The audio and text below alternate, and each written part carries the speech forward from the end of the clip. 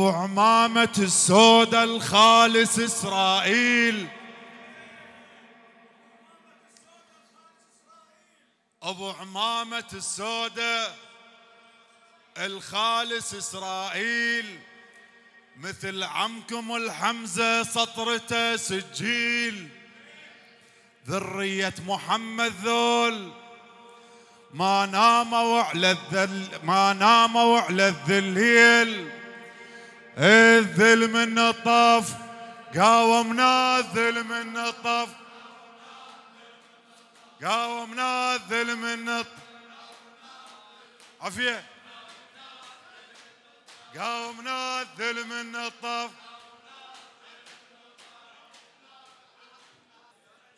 أولا مبارك مرتين. المرة الأولى هي إعلان النصر، وحاليا بأمر زعيم الشرق الأوسط السيد الإمام القائد الخامنئي أمر بإعلان النصر والفرح في ساحة الثورة في طهران بهاي اللحظة، نفس اللحظة هاي اللي احنا فرحانين بيها، نفس التوقيت بالضبط. نزلوا الأخوة فرحانين بإعلان النصر. والفرحة الثانية هي عقد قرآن السيد، فصارن اثنين. انتم كيفكم، اذا ما تحتفلون للسيد كنتم تحتفلون للسيد. وحكاية بين الوصي وزوجه لما تكامل في الحشا النبراس أم البنين.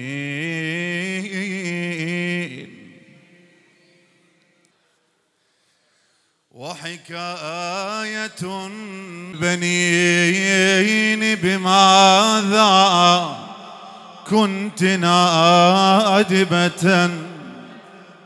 لما طلقت وضاقت الأنفاس. قالت باسم حسين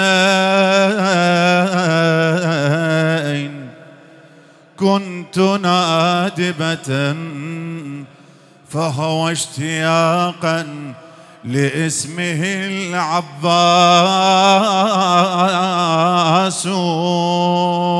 صلوات بأعلى الأصوات. وظل بكربلاء وطارا خذ من زينب درس. علي علي علي علي حي على الرد الحسيني يعني تارت القدس. وظل بكربلاء وطارا خذ من زينب درس. طارت المحروسة طارت وبوجه صهيون ثارة. شردة بإسرائيل صارت دقة الغارة.